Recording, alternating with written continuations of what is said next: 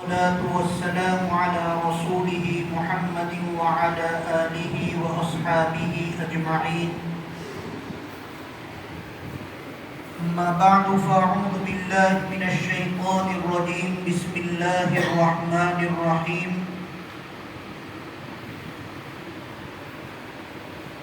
إنا أنزلناه في ليلة مباركة. وقال النبي صلى الله عليه وسلم: الدعاء هو العبادة.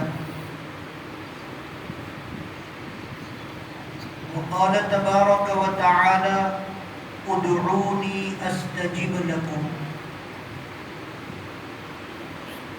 وقال: وإذا سألك عبادي عني فإني قريب أجيب دعوة الداع إذا دعان فليستجيبوا لي وليؤمنوا بي.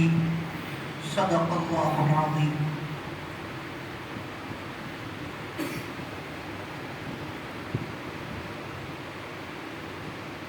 معزز سامعین کرام، بزرگان دین، نوجوانان اسلام، اللہ رب العزت نے سب سے پہلے ہم سب کو انسان بنایا. اللہ تعالیٰ کی بے شمار مخلوقات ہیں، زمین کی مخلوقات، پانی کی مخلوقات، ہوا میں اڑنے والی مخلوقات. ان تمام مخلوقات میں ہمیں منتخب کر کے اللہ تعالیٰ نے انسان بنایا. انسان اللہ کی تمام مخلوقات میں سب سے افضل، اشرف، مکرم، معزز مخلوق ہے. اور پھر انسانوں میں ہمیں مسلمان بنایا. انسان تو بہت سارے ہیں، لیکن ان تمام انسانوں میں اللہ تبارک و تعالیٰ نے ہمیں نیک ماں باپ کے گھر میں پیدا فرما کر اللہ نے مسلمان بنایا. یہ اللہ کی سب سے بڑی نعمت ہے. اسلام یہ اللہ تبارک و تعالیٰ کی تمام نعمتوں میں سب سے اعلیٰ، سب سے ارفع، سب سے مقدس، سب سے زیادہ عزت والی نعمت ہے. اسی وجہ سے قرآن مجید میں اللہ تبارک و تعالیٰ فرماتے ہیں: ان الدین عند اللہ الاسلام، کہ اللہ تبارک و تعالیٰ کے نزدیک اگر کوئی سب سے زیادہ محبوب دین ہے، پسندیدہ دین ہے، تو وہ اسلام ہے. اسی لیے قرآن مجید میں ایک دوسری جگہ اللہ تعالیٰ فرماتے ہیں: وَمَن يَبْتَغِ غَيْرَ الْإِسْلَامِ دِينًا فَلَن يُقْبَلَ مِنْهُ. اسلام کے علاوہ کسی اور راستے سے چل کر اگر اللہ کے پاس جائیں گے تو قبول نہیں کیا جائے گا. تو اللہ نے سب سے پہلے انسان بنایا. اگر کوئی جانور بنا دیتے، کسی کو چوں چیرا کرنے کی گنجائش نہیں تھی. کوئی کبوتر بنا دیتے، کوئی گلی کا کتا بنا دیتے، کوئی گائے بھینس بنا دیتے، کسی کو کچھ کہنے کا اختیار نہیں تھا، ماننا پڑتا. انسانوں میں کوئی سا بھی انسان بنا دیتے، کوئی کچھ نہیں کہہ سکتا تھا. لیکن اللہ نے انسان بنایا، انسان کے بعد مسلمان بنایا، نیک ماحول عطا فرمایا، دیندار ماں باپ عطا فرمایا. یہ اللہ کا بہت بڑا احسان ہے. جب ہم مسلمان بن گئے، اللہ کا کلمہ پڑھ لیا اور جناب رسول اللہ صلی اللہ علیہ وسلم کے امتی اور صحیح امتی بن گئے، آپ صلی اللہ علیہ وسلم کی رسالت کا کلمہ ہم نے محمد الرسول اللہ کہہ کر پڑھ لیا اور آپ کے متبع اور آپ کے امتی بن گئے، تو ہمارے لیے بہت سارے انعامات کی بارش ہو گئی. اللہ تعالیٰ کی جانب سے ہمیں بہت ساری نعمتیں اس وجہ سے ملی. چنانچہ یہ جس مہینے سے ہم گزر رہے ہیں، یہ مہینہ بھی جناب رسول اللہ صلی اللہ علیہ وسلم کی برکت سے ہمارے لیے ایک بہت بڑی نعمت ہے، اور اس کے بعد آنے والا جو مہینہ ہے وہ مہینہ بھی حضور پاک صلی اللہ علیہ وسلم کی برکت سے ہمارے لیے بہت بڑی رحمت اور نعمت ہے۔ اسلامی کیلنڈر کے اعتبار سے یہ 8واں مہینہ چل رہا ہے، اس سے یہ شعبان کا مہینہ ہے، اس کے بعد والا مہینہ رمضان المبارک کا ہے، اور اس کے بعد جو مہینہ آئے گا وہ شوال المکرم کا مہینہ ہے۔ شعبان کا مہینہ اس کی بڑی فضیلت آئی ہے، چنانچہ حدیث پاک میں آتا ہے، حضرت عائشہ رضی اللہ تعالی عنہا فرماتی ہیں کہ اللہ کے نبی صلی اللہ علیہ وسلم رمضان المبارک کے علاوہ سب سے زیادہ روزے شعبان کے مہینے میں رکھتے تھے۔ اس مہینے میں حضور سب سے زیادہ روزے رکھتے تھے، بلکہ حدیث میں یہ بھی آتا ہے کہ ہمیں یہ معلوم ہوتا تھا کہ غالباً اللہ کے نبی صلی اللہ علیہ وسلم شعبان کے پورے مہینے کے روزے رکھیں گے۔ اسی وجہ سے شعبان کے مہینے کی نسبت حضور پاک صلی اللہ علیہ وسلم نے اپنی جانب کی، فرمایا شعبان شہری، اور رمضان المبارک کی نسبت حضور پاک صلی اللہ علیہ وسلم نے اللہ تعالیٰ کی طرف کی، فرمایا شعبان شہری و رمضان شہر اللہ، شعبان میرا مہینہ ہے اور رمضان اللہ کا مہینہ ہے۔ شعبان کا مہینہ جو ہے یہ رمضان کی تیاری کے لیے ہمیں دیا جاتا ہے، رمضان کے استقبال کے لیے دیا جاتا ہے۔ شعبان کا مہینہ رمضان کی تمہید ہے۔ رمضان کے روزے فرض ہیں، ان روزوں میں قبولیت کب پیدا ہوگی؟ وہ روزے اللہ کے یہاں قبول کب ہوں گے؟ جبکہ اس میں خشوع خضوع ہوگا، جبکہ اس میں اخلاص ہوگا، تو اخلاص کی وجہ سے وہ روزے اللہ کے یہاں قبول ہوں گے۔ جیسے ہم فرض نماز پڑھتے ہیں، یہ فرض نماز قبول کب ہوتی ہے؟ جبکہ اس میں خشوع اور خضوع ہوتا ہے، اللہ کی طرف دھیان ہوتا ہے، اللہ کا استحضار ہوتا ہے، اخلاص ہوتا ہے، تو نماز قبول ہوتی ہے۔ تو نماز میں قبول ہونے کا رنگ پیدا کرنے کے لیے، قبول ہونے کی صلاحیت پیدا کرنے کے لیے تمہید کے طور پر، مقدمے کے طور پر نماز سے پہلے سنت پڑھنے کا ہمیں حکم دیا گیا کہ تم نماز سے پہلے سنت پڑھو، تاکہ تمہارا دل ان سنتوں کے ذریعے سے اللہ کی طرف مائل ہو جائے، اللہ کی طرف متوجہ ہو جائے۔ تو جب تم سنت پڑھو گے تو دل اللہ کی طرف متوجہ ہو جائے گا۔ اب جب تم فرض نماز شروع کرو گے تو پورے اخلاص کے ساتھ، پورے خشوع خضوع کے ساتھ، پوری للہیت کے ساتھ جب نماز پڑھو گے تو تمہاری نماز قبول ہو جائے گی۔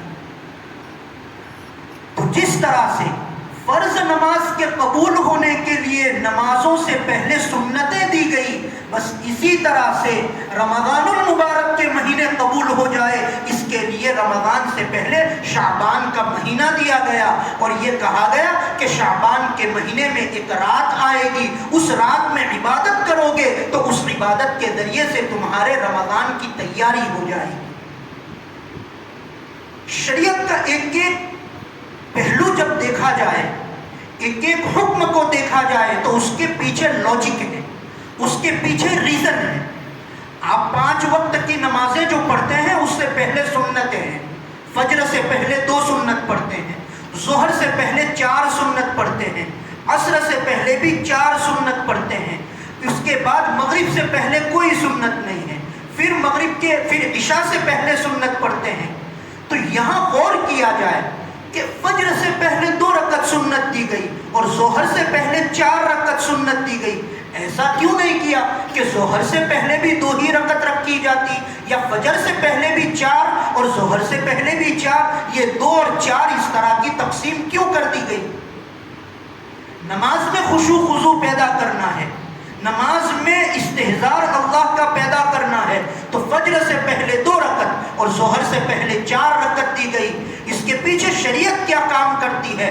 عقل سے سوچنے کی بات ہے کہ فجر کی نماز انسان جو پڑھتا ہے وہ نیند سے بیدار ہو کر پڑھتا ہے، اور نیند سے بیدار ہو کر جو پڑھتا ہے تو 7 گھنٹے کی نیند 6 6 گھنٹے 7 گھنٹے وہ آرام سے سو کر پھر مسجد آ کر وہ نماز پڑھنے کے لیے وہ پہنچتا ہے۔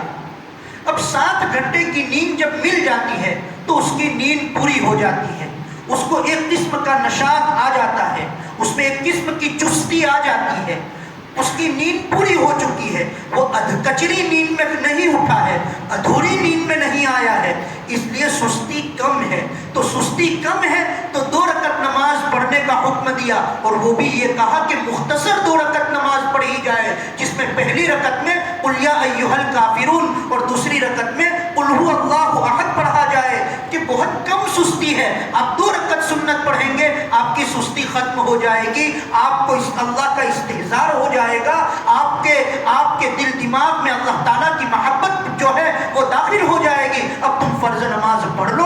اسی وجہ سے اللہ کے نبی صلی اللہ علیہ وسلم تہجد کی نماز جو پڑھتے تھے، ایک زمانے تک جب تک یہ 5 نمازیں فرض نہیں ہوئی تھی، اس وقت تک جناب رسول اللہ صلی اللہ علیہ وسلم پر تہجد کی نمازیں فرض تھی۔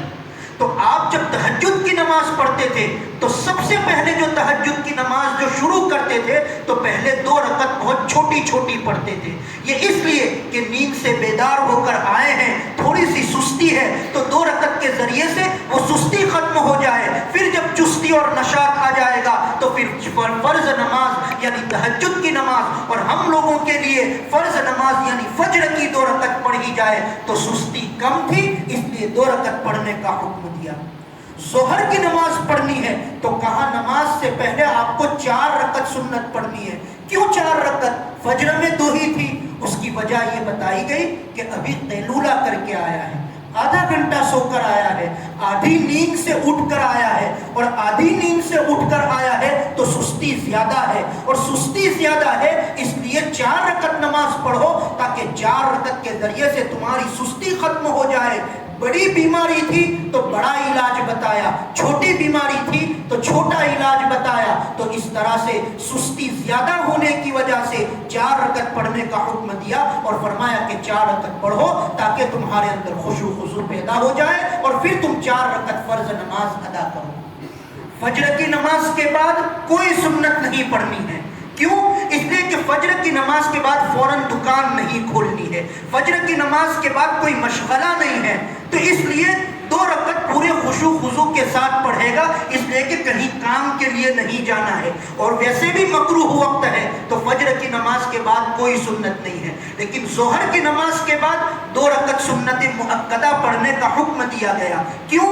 اس لیے کہ ظہر کی نماز کے بعد دکان کا وقت ہے، کھیت میں جانے کا وقت ہے، گاڑی چلانے کا وقت ہے، کسی نہ کسی مشغولیت کا وقت ہے۔ اگر سنتیں نہ ہوتی تو ظہر کی آخری رکعت میں ہی وہ اپنی دکان میں پہنچ جاتا، ظہر کی آخری رکعت میں ہی وہ کھیتوں میں پہنچ جاتا، ظہر کی آخری رکعت میں ہی جو بعد میں کام کرنا ہے اس میں وہ مشغول ہو جاتا، تو پوری نماز خشوع خضوع کے ساتھ ہو جائے، اس لیے ظہر کی نماز کے بعد 2 رکعت سنت رکھی تاکہ پوری نماز میں پہلے ہی سے اس کو یہ خیال رہے کہ مجھے سلام پھیر کر فوراً گھر نہیں جانا ہے، بلکہ مجھے 2 رکعت سنت پڑھنی ہے، تاکہ فرض نماز شروع سے لے کر تکبیر اولیٰ سے لے کر اللہ اکبر سے لے کر سلام تک پوری خشوع خضوع کے ساتھ ہو جائے۔ عصر کی نماز کے بعد سنتیں نہیں رکھی اس لیے کہ مکروہ وقت ہے، اگر سنتیں رکھ دی جاتی تو کوئی تاخیر سے نماز پڑھتا، اور تاخیر سے نماز پڑھنے کی صورت میں کہیں مکروہ وقت میں نماز نہ پڑھ لے، اس لیے عصر کے بعد نہیں رکھی۔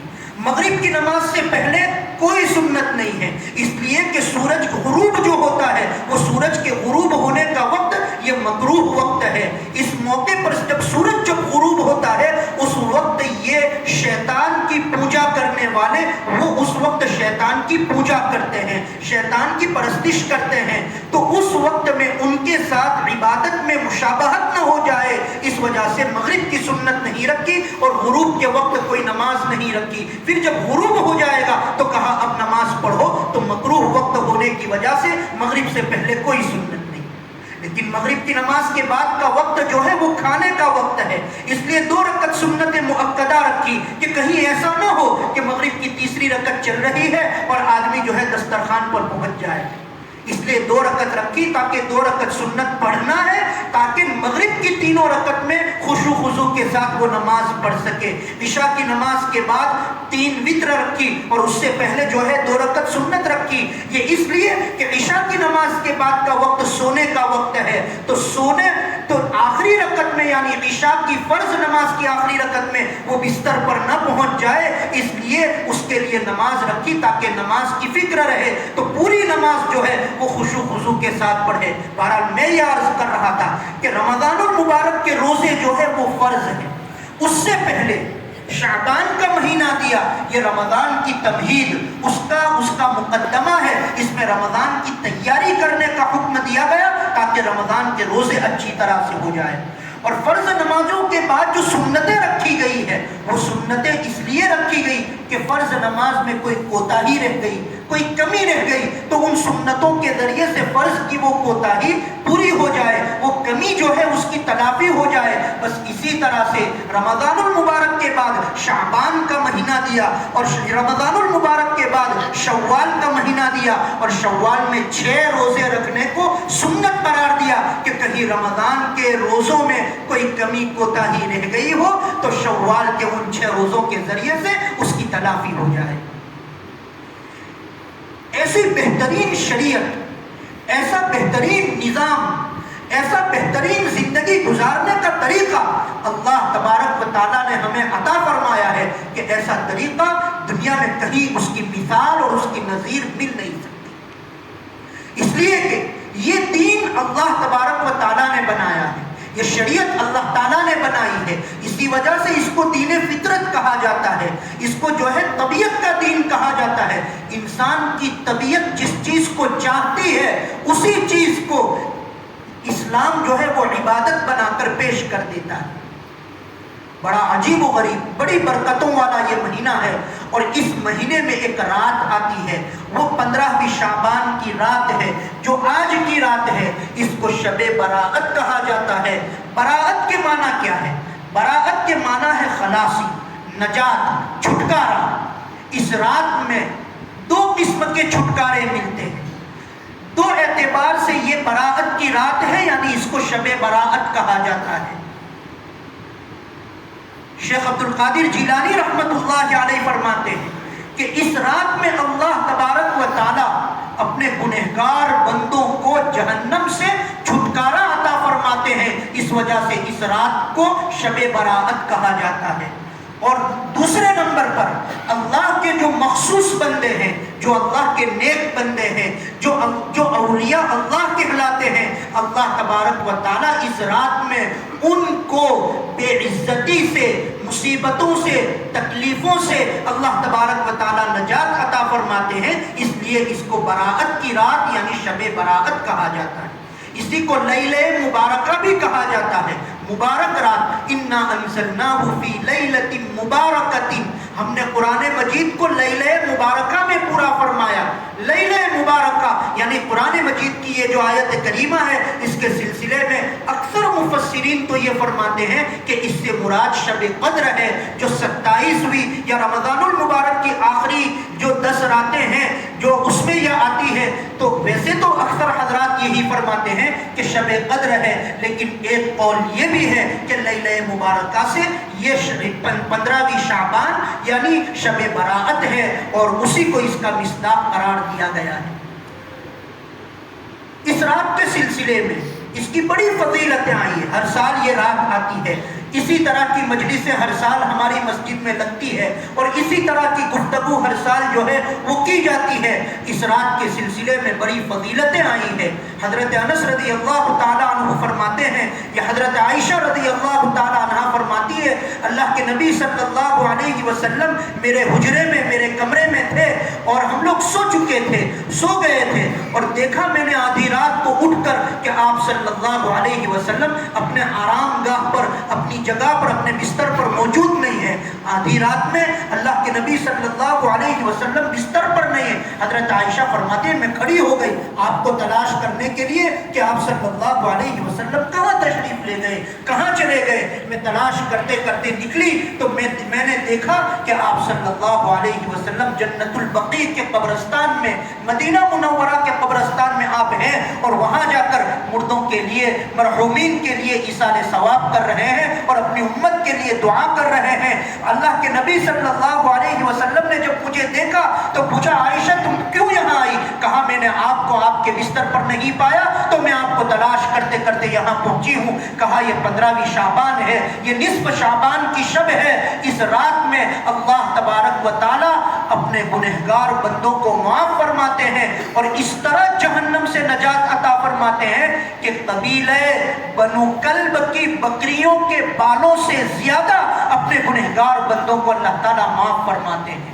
قبیلہ بنو کلب کی بکریوں کے بالوں سے زیادہ اپنے بندوں کو، اپنے گنہگار بندوں کو اللہ تبارک و تعالیٰ اس رات میں جہنم سے نجات عطا فرماتے ہیں، ان کی مغفرت فرماتے ہیں، ان کو معاف فرماتے ہیں۔ ملا علی قاری رحمۃ اللہ علیہ مشکات شریف کی شرح میں فرماتے ہیں کہ عرب میں بہت سارے قبائل تھے، بہت سارے خاندان تھے، بہت سارے کنبے قبیلے تھے۔ ان میں ایک قبیلہ تھا جس کا نام تھا قبیلہ بنو کلب۔ قبیلہ بنو کلب جو تھا، اس قبیلے کی خصوصیت یہ تھی کہ دوسرے تمام قبیلوں کے مقابلے میں اس قبیلے کے پاس بکریاں زیادہ تھیں، اس قبیلے کے پاس بکریاں زیادہ تھی۔ تو آپ نے فرمایا قبیلہ بنو کلب کی بکریوں کے بالوں سے زیادہ، اندازہ لگائیے ایک بکری، اس کے بال کوئی شمار نہیں کر سکتا۔ اس قبیلے کے پاس کتنی بکریاں تھیں اس کی کوئی تعداد کسی کو معلوم نہیں ہے، اور ایک بکری کے بال شمار نہیں کیے جا سکتے، تو اس قبیلے کی تمام بکریوں کے بال شمار سے باہر ہے، اور ان بالوں سے بھی زیادہ، کتنا زیادہ اس کی بھی کوئی حد نہیں ہے۔ معلوم ہوا ایک بڑی جماعت، ایک بڑی تعداد جو شمار میں نہیں آ سکتی، جو گنتی میں نہیں آ سکتی، جس کو شمار نہیں کیا جا سکتا، اتنی بڑی تعداد میں اللہ تبارک و تعالیٰ اپنے گنہگار بندوں کو اس رات میں معاف فرماتے ہیں۔ حضرت علی رضی اللہ تعالیٰ عنہ کی روایت ہے، اللہ کے نبی صلی اللہ علیہ وسلم نے فرمایا اس رات کے بعد والا جو دن ہے اس دن میں تم روزہ رکھو، اور اس رات میں غروب آفتاب کے وقت سے اللہ تبارک و تعالیٰ آسمان دنیا پر نزول فرماتے ہیں، اترتے ہیں اللہ تبارک و تعالیٰ، اور اللہ تعالیٰ جو ہے وہ اپنے بندوں کو پکار کر یہ فرماتے ہیں، اللہ کی رحمت متوجہ ہوتی ہے اور اپنے بندوں سے کہا جاتا ہے کوئی اپنے گناہوں کی معافی کروانے والا کہ میں اس کی گناہوں کی بخشش کر دوں، ہے کوئی اپنے رزق میں کشادگی چاہنے والا کہ میں اس کے رزق میں برکت اور اضافہ کر دوں، ہے کوئی اپنی مصیبتوں کو دور کروانے والا کہ اس کی تکلیفوں کو، اس کی مصیبتوں کو دور کیا جائے تو میں اس کی مصیبتوں کو دور کروں، اس کی تکلیفوں کو دور کروں۔ یہ اللہ تبارک و تعالیٰ خود اس رات میں آسمان دنیا پر نزول فرما کر اپنے بندوں کو یہ اعلان فرماتے ہیں اور اپنی طرف متوجہ فرماتے ہیں۔ پورا سال دعا مانگتے ہیں، رو رو کر دعا مانگتے ہیں، ہر جمعہ کو دعا مانگتے ہیں، قبولیت کی گھڑیوں میں دعا مانگتے ہیں، قبولیت کے اوقات میں دعا مانگتے ہیں، تہجد میں اٹھ کر دعا مانگتے ہیں، رو رو کر دعا مانگتے ہیں، ہاتھ اٹھا کر دعا مانگتے ہیں، دامن پھیلا کر دعا مانگتے ہیں، لیکن یقین نہیں ہوتا کہ یہ دعا قبول ہوگی یا نہیں ہوگی۔ یقین تو نہیں ہے کہ دعا قبول ہوگی یا نہیں ہوگی، لیکن آج کی رات کی یہ خصوصیت ہے۔ اور کیوں یقین نہیں ہے؟ اس لیے کہ اللہ نے یہ وعدہ نہیں کیا ہے کہ تم جو ہے پیر کے دن دعا مانگو گے میں قبول کر لوں گا، تم فلاں وقت میں دعا مانگو گے میں قبول کر لوں گا، بس ہم مانگے جا رہے ہیں۔ لیکن آج کی رات کی خصوصیت یہ ہے، اللہ بذات خود یہ فرماتے ہیں، اللہ تعالیٰ اپنی رحمت کے ذریعے یہ کہلواتے ہیں، اپنے بندوں سے محبت کی زبان میں یہ کہلواتے ہیں کہ آج کی رات میں تم جو دعا مانگو گے، جو صحیح دعا مانگو گے، جو جائز دعا مانگو گے، جو اپنے گناہوں کی تلافی کروائے گا، جو اپنے رزق میں کشادگی مانگے گا، جو اپنی مصیبتوں سے نجات کے لیے دعا مانگے گا، میں اس کی دعا کو قبول کروں گا۔ آج کی رات میں یقین ہے کہ اللہ تبارک و تعالیٰ دعا قبول کرنے والے ہیں۔ بڑی اچھی، بڑی مبارک رات ہے، بڑی بابرکت رات ہے، اور اللہ تعالیٰ نے یہ بابرکت رات ہمیں ایسے وقت میں، ایسی حالت میں عطا فرمائی کہ ہم سب صحیح سالم ہیں، تندرست ہے، ہم سب جو ہے کسی بیماری میں، کسی تکلیف میں مبتلا نہیں ہیں، ہم رات جاگ کر اللہ کی عبادت کر سکتے ہیں، اللہ کو راضی کر سکتے ہیں اور اللہ تبارک و تعالیٰ سے اپنے معاملے کو درست کر سکتے ہیں۔ اسی وجہ سے علماء نے روایات جو اس رات کے سلسلے میں ہے اور اسی طرح سے حضرات صحابہ رضوان اللہ تعالیٰ علیہ مجمعین کے جو اعمال ہے اور بزرگان دین کے جو اعمال ہے، ان سب کو جب دیکھا جاتا ہے، میں اپنی بات کو بہت مختصر کروں گا، ان اعمال کو جو دیکھا جاتا ہے ان سب چیزوں کو، تو اس رات میں 3 کام کرنے کا پتہ چلتا ہے، 3 کام کرنے کی ہمیں ہدایت ملتی ہے۔ نمبر 1، جناب رسول اللہ صلی اللہ علیہ وسلم اس رات میں قبرستان تشریف لے گئے تھے، اس لیے اس رات میں قبرستان جانا چاہیے۔ لیکن یہ یاد رہے، تھوڑا سا مسئلہ سمجھ لینا چاہیے، اللہ کے نبی صلی اللہ علیہ وسلم، حضرت عائشہ کی روایت سے پتا چلا کہ آپ قبرستان تشریف لے گئے تھے اور آپ نے مرحومین کے لیے دعائیں مانگی تھی، ایصال ثواب کیا تھا۔ لیکن اللہ کے نبی صلی اللہ علیہ وسلم بہت خاموشی کے ساتھ گئے تھے، چپکے سے گئے تھے۔ آپ نے مغرب میں اعلان نہیں کیا تھا کہ آج 15ویں شب ہے اس لیے سب کو قبرستان جانا ہے، میں جانے والا ہوں، میرے ساتھ صحابہ کو، آپ کو بھی آنا ہے۔ آپ نے کوئی یہ اعلان نہیں فرمایا تھا، نہ مغرب میں فرمایا، نہ دن میں فرمایا، کوئی اعلان نہیں فرمایا، بلکہ جس حجرے میں آپ آرام فرما رہے ہیں اسی حجرے میں حضرت عائشہ رضی اللہ تعالی عنہا بھی آرام فرما رہے، انہیں بھی پتہ نہیں چل رہا ہے کہ اللہ کے نبی صلی اللہ علیہ وسلم قبرستان گئے۔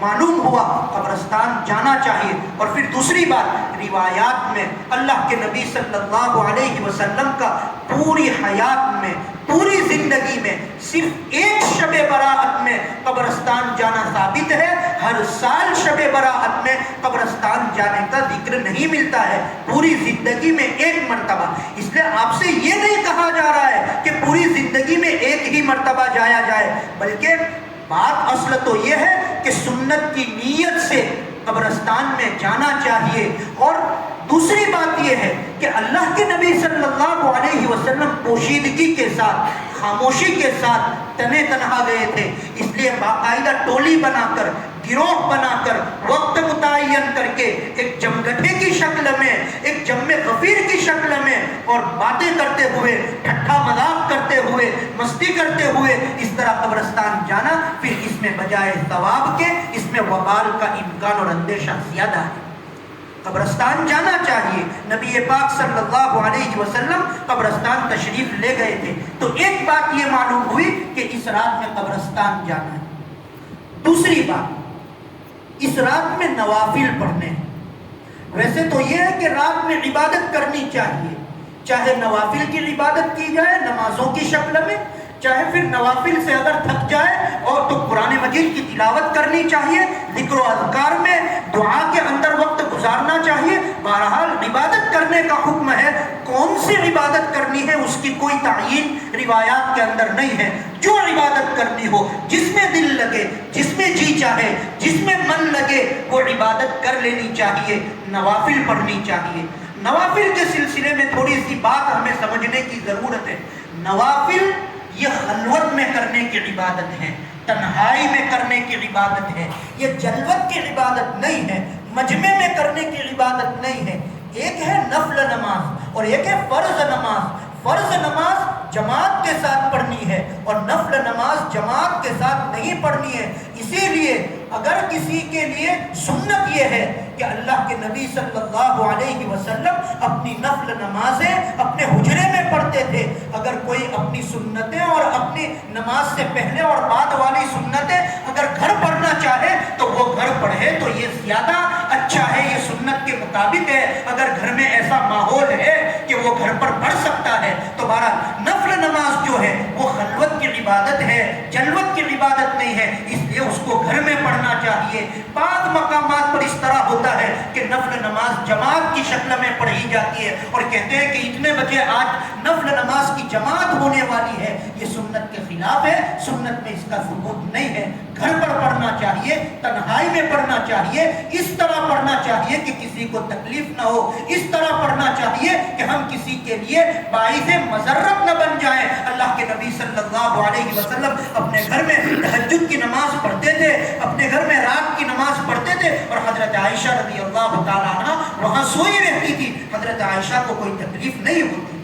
بہرحال دوسری بات یہ ہے کہ آج کی رات میں نفل نماز پڑھنی چاہیے۔ اور تیسری بات یہ ہے، حضرت علی رضی اللہ تعالیٰ عنہ کی روایت میں نے آپ حضرات کے سامنے پیش کی کہ اس کے دن میں 15ویں شعبان کے دن میں روزہ رکھنا چاہیے۔ یہ حضرت علی نے فرمایا۔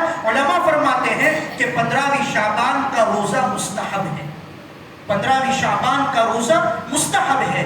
دو وجہ سے، ایک تو یہ کہ حضرت علی رضی اللہ تعالیٰ عنہ کی روایت میں اس کا ذکر ہے، دوسرے نمبر پر یہ کہ اللہ کے نبی صلی اللہ علیہ وسلم کی عادت شریفہ یہ تھی کہ آپ صلی اللہ علیہ وسلم ہر مہینے میں ایام بیض میں روزے رکھتے تھے۔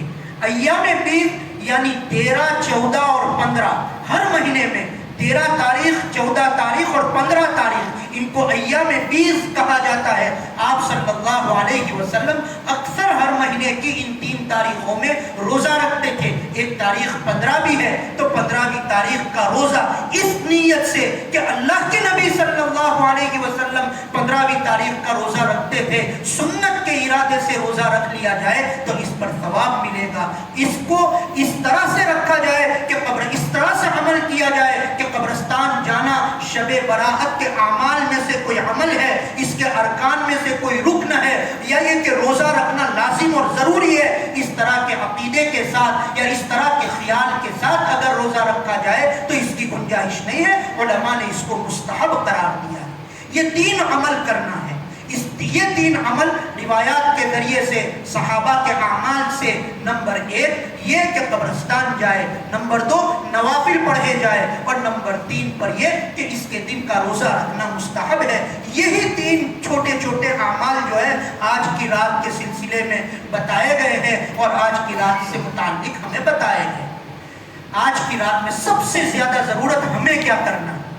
دعا مانگنی ہے، اللہ تبارک و تعالیٰ سے معاملے کو درست کرنا ہے، اللہ سے اپنی پچھلی زندگی کے سارے گناہوں کو بخشوا لینا ہے، رو لینا ہے، اللہ کو منوا لینا ہے، آنکھوں سے گرم گرم آنسو نکال دینا ہے، اور اللہ تعالیٰ سے یہ کہہ دینا ہے کہ یہ میں بندہ آپ کا، آپ نے اپنے مبارک ہاتھوں سے، آپ نے اپنے مکرم ہاتھوں سے ہمیں بنایا ہے، آپ نے ہمیں پیدا کیا ہے، آپ ہی ہمارے خالق ہیں، آپ ہی ہمارے مالک ہیں، آپ ہی کے حکم سے سب کچھ ہوتا ہے۔ اور اس تصور کے ساتھ، اس اظہار، اس خیال کے ساتھ، اس دل کی کیفیت کے ساتھ اللہ تعالیٰ سے دعا مانگ لینی چاہیے۔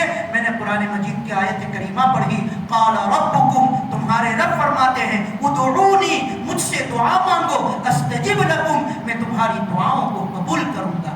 وَإِذَا سَأَلَكَ عِبَادِي عَنِّي فَإِنِّي قَرِيبٌ، اللہ کے نبی صلی اللہ علیہ وسلم سے اللہ تعالیٰ فرماتے ہیں، اِذَا سَأَلَكَ عِبَادِي، جب میرے بندے آپ سے پوچھتے ہیں میرے سلسلے میں، اِذَا سَأَلَكَ عِبَادِي عَنِّي فَإِنِّي قَرِيبٌ۔ بڑا عجیب و غریب آیت کریمہ پر غور کیا جائے۔ اگر ہم سے کوئی اس طرح سے کہے کہ فلاں آدمی میرے بارے میں کوئی بات کہے تو تم اس کو یہ جواب دے دینا کہ میں فلاں جگہ ہوں۔ اللہ تعالیٰ کیا فرماتے ہیں؟ وَإِذَا سَأَلَكَ عِبَادِي عَنِّي، میرے بندے میرے سلسلے میں آپ سے سوال کریں، فَإِنِّي قَرِيبٌ، درمیان میں اللہ تعالیٰ نے یہ نہیں فرمایا قُلْ فَإِنِّي قَرِيبٌ، آپ ان کو جواب دے دینا، آپ ان کو کہہ دینا کہ میں بالکل قریب ہوں، بلکہ اللہ تعالیٰ نے قُلْ کو بھی گوارا نہیں کیا۔ میرا بندہ میرے سلسلے میں کوئی بات پوچھے تو یہ نہیں کہا حضور سے آپ کہنا کہ میں قریب ہوں، بلکہ آپ نے سیدھے فرما دیا میں قریب ہوں۔ اللہ تبارک و تعالیٰ ہماری شہرت سے زیادہ قریب ہے، ہماری کھانے کی سانس کی رگ سے زیادہ قریب رہتے ہیں، ہمارے ہر حالت کو، ہر اٹھنے بیٹھنے کو، ہماری ہر قسم کی چیزوں کو اللہ تبارک و تعالیٰ جانتے ہیں، بہت قریب ہے۔ بس اللہ سے مانگنے کی ضرورت ہے، اس لیے کہ ہم اللہ کے دربار کے بھیکاری ہیں۔ یا ایھا الناس، یا ایھا الناس انتم الفقراء الی اللہ، اللہ تعالیٰ نے تمام لوگوں کو کہہ دیا۔ یا ایھا المسلمون نہیں فرمایا اے مسلمانوں، یا یہ نہیں کہا اے مکہ والوں، یا ایھا الناس۔ حضرت آدم علیہ السلام سے لے کر قیامت کی شام تک جتنے لوگ آئیں گے ان سب کے سلسلے میں اللہ تبارک و تعالیٰ نے فرمایا انتم الفقراء الی اللہ، تم اللہ کے فقیر ہو، تم اللہ کے محتاج ہو۔ کوئی ہو دنیا کا، حضرت آدم کے زمانے کا ہو، حضرت ابراہیم کے زمانے کا ہو، غریب ہو، مالدار ہو، گدھا ہو، فقیر ہو، امیر ہو، کوئی بھی ہو، چھوٹا ہو بڑا ہو، کسی زمانے کا ہو، طاقتور ہو کمزور ہو، سب کے بارے میں فرما دیا۔ اور انتم الفقراء، علماء کرام تشریف فرما ہے، انتم الفقراء یہ فرمایا جملہ اسمیہ ہے، اور جملہ اسمیہ میں دوام ہوتا ہے۔ تم ہمارے دائمی محتاج ہو، ہمیشہ کے لیے ہمارے محتاج ہو، ہمیشہ کے لیے ہمارے فقیر ہو، اے ہمارے دائمی فقیر، اے ہمارے دائمی محتاج۔ انتم الفقراء الی اللہ، تم فقیر ہو، تم محتاج ہو، اللہ تعالیٰ فرماتے ہیں۔ تو ہم تو فقیر ہیں، اور فقیر کا کام کیا ہوتا ہے؟